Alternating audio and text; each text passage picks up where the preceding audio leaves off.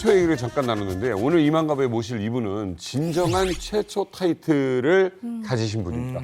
북에서 오신 분들 참 많았죠. 근데 북에서 오셔서 최초로 정말 제대로 방송 기자가 된 분을 모십니다. 그것도 무려 KBS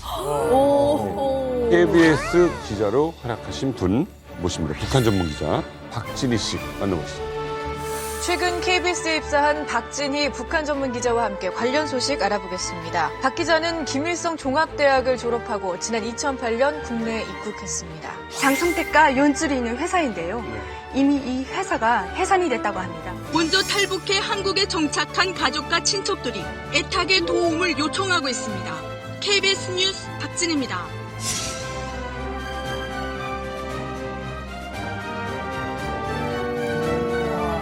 전혀 이질감이 없는데요?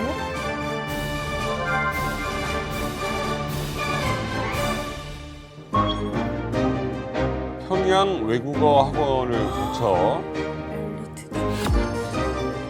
김일성 종합대학을 졸업했습니다. 우와.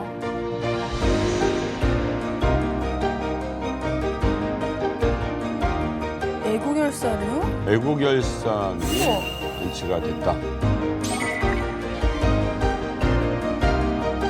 180평?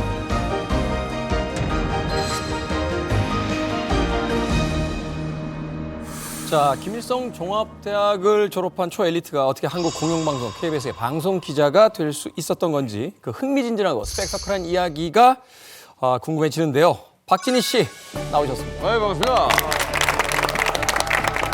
안녕하세요. 안녕하세요. 저는 북한에서 김일성 종합대학 경제학부를 졸업하고 2008년 25세 나이에 탈북한 박진희입니다.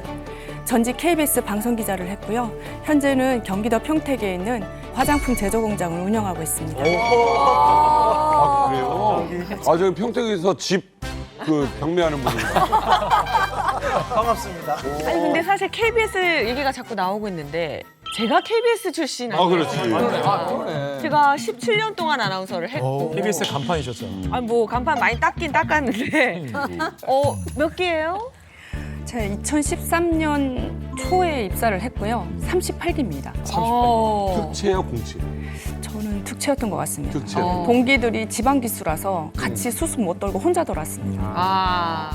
박진희 씨가 기자실에 첫 출근했던 날이 기억이 생생해요. 그걸 기억하세요? 왜냐하면 방송 기자 그때 이제 신문 기자들은 몇 명 있었는데 탈북민이 어떻게 방송 기자를 KBS 기자로 나온다고 이랬는데 벌써 딱 등장했는데 이 긴장한 빛이 역력하더라고요. 막 금방이라도 스튜디오에 가거나 뭐 아니면 현장 리포트를 할 수 있을 정도로 옷을 쫙 이렇게 빼입었어요. 야, 근데 이력 중에서 이제 가장 먼저 그 눈에 띄는 이제 김일성 종합대학 출신이시다라고 했는데 그러면 금혁 씨하고 이제 선후배 사이 아닌가요? 그 과 선후배는 아니고요. 저는 이제 외문학부 출신이시고 우리 기자님께서는 경제학부 재정금융학과였죠. 하지만 같은 건물에 있었어요. 21층짜리 같은 건물에 있었고 근데 이제 같은 고등학교를 나왔습니다. 고등학교 직계 선배십니다. 고등학교 저 평양 외국어 학원 졸업. 외국은 기자님도 외국어 학원을 나온 걸로 알고 있습니다. 이렇게 만나는 게 드물지 않아요? 드뭅니다. 진짜 같은 이제 평양에서 살다 온 것도 찾아보기도 어렵고 지역도 서로 틀리다 보니까 자기 얘기만 하는데 뭐 제가 이제 그 이력을 보니까 외국어 학원 영어과 저도 영어과 다녔고요. 저 때는 이제 반이 10개 과였는데 저보다 한 7년 정도 후배인 것 같아요. 제가 방송하신 거를 쭉 봤는데 느끼셨는지 모르겠는데 처음보다 확실히 뒤로 갈수록 안정적이고 그렇지. 부드러워지고 자연스러워지고 네, 그때 제가 방송을 했다 하면은 제 방송보다는 그 발음 이런 것들이 난리가 나서 네이버 검색 순위 2위도 올라가고. 예, 근데 평양에서 온 거 다 좋다. 근데 KBS는 표준말로 방송을 전달해야 된다. 예. 그래서 부서에서 이제 아나운서 선배님들 쪽으로 이렇게 연계를 시켜서 하루에 2시간씩 딱 한 달을 받았는데 그 다음에 방송을 했는데 사람들이 어떤 댓글도 안 달리고 처음에 뭐라고 하는 댓글이 뭐가 있었어요? 뭐 오징어를 이제 어징어라고 한다. 두 번째로 그때는 이제 장성택 사건이 이슈였어요. 네. 저는 분명 장성택이라고 하는 것 같은데 댓글에는 종성택이라고. 송성택. 박 기자는 북한 주류 사회를 잘 아실 텐데요. 북한 지인들과도 통화를 해보셨다고요. 네, 장성택 숙청설이 나오자마자 장성택 숙청설이 나오자마자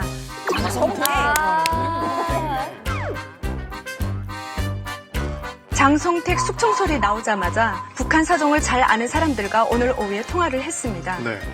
그 당시에는 이제 긴장도 되지, 떨리지. 그렇죠. 근데 아나운서 분들이 그 교육하실 때 어자고 오자가 불분명한 거를 확실히 잡아주셨던 것 같아요. 연필 물고 많이 연습시키잖아요, 이렇게. 탈북민들이 저는 남한 생활 21년 차인데 아직도 오하고 어 발음이 진짜 너무 어렵거든요.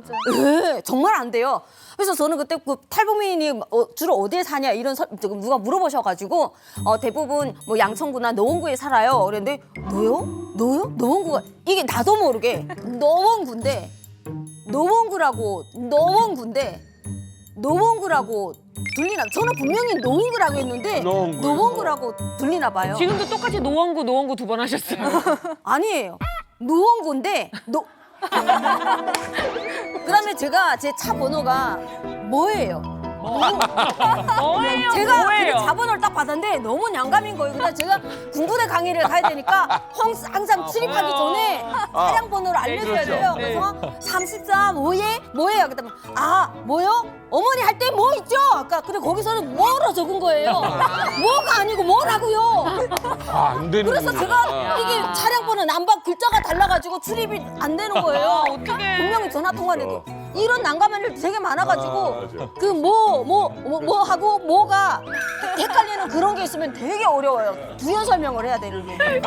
원래 근데 북한 분들이 발음이 좀 이렇게 부정확하세요. 그래서 무슨 해프닝이 있었냐면은 저도 이제 그 국방부 출입하면서 북한 취재 오래 했잖아요. 초반에 저희 언론에서도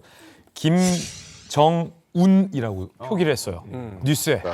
왜냐하면 우리 이 정보 당국이 도청을 통해서 후계자 가능성이 높은 이 미지의 젊은 후계자의 이름에 대한 도청을 했는데 북한 사람들끼리 얘기하니까 정운이가 김정운 동지가 정운이가 그러니까 아무리 들어도 정운이거든. 그래서 못한다. 다 정운인 줄 알았는데 이거 안 돼요. 북한 매체에 이름이 공개되는데 김정은인 거예요. 근데 북한 사람들도 김정은이라고 쓰면서 김정운 동지께서 이렇게 하니까 이런 발음과 관련된 해프닝이 되게 많죠. 제가